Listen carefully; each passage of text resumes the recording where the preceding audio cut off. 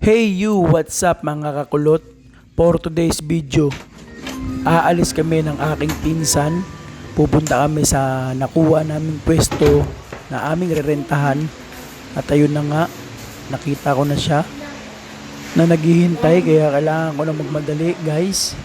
Mga kakulot, huwag niyong kakalimutan suportahan ang aking video, ang aking mga ina-upload na video. Marami pong salamat sa inyong lahat. Maraming salamat po.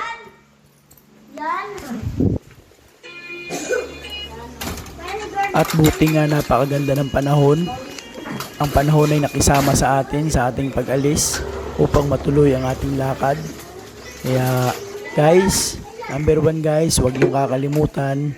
Huwag niyong kakalimutan ang magsuot ng helmet guys, kasi ito ang nagbibigay proteksyon sa atin.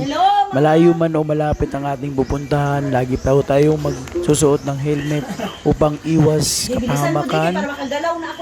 Kailangan na namin magmadali kasi nagagalit na po ang aming bossing. Napakain na ninyo yung manok nyo ay ang ibon? Nabre? Pero nagaw.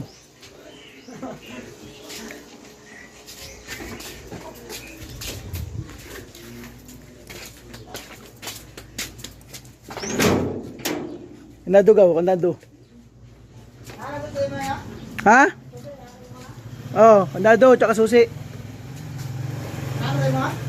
Ha? Asa? Wala lahat.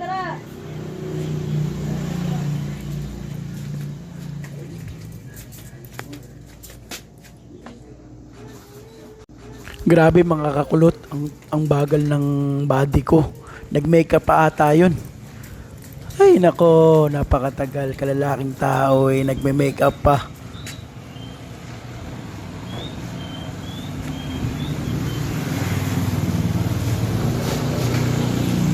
Helmet. Oh.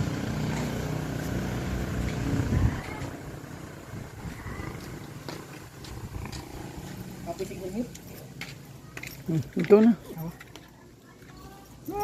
At ito na nga siya guys, pakanta-kanta pa. Oh, hindi pa alam kung saan nakalagay yung susi. Kita mo na lang to, kakasabi ko lang na mag-helmet. Malapit man o malayo. Pero ang tigas na yung ulo na itong body ko na to. Ay nako, body.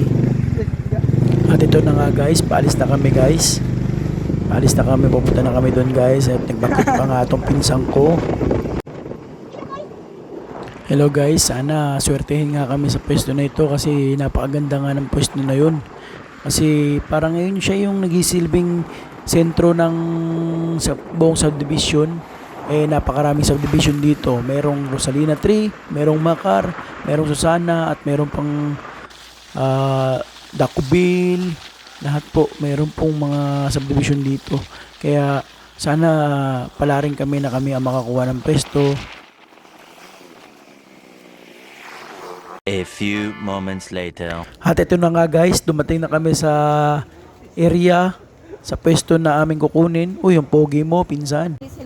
Hello mga kakulot, mukhang bad news, hindi kami makakakuha ng pwesto kasi medyo hindi nagkaintindihan yung may-ari at saka nagpaupa. Yun nga, bali hindi natin sila masisisi kung hindi talaga tayo makakakuha. Kaya yun, ibabalik na nga lang daw nila ang ating dinaon. At yun na nga mga kakulot, umalis na kami at naisipan namin dumalaw sa aming lolo na malapit lang dito sa lugar na aming pinuntahan. Kaya sabi ng pinsan ko na daan na lang namin daw si lolo para makita naman daw niya.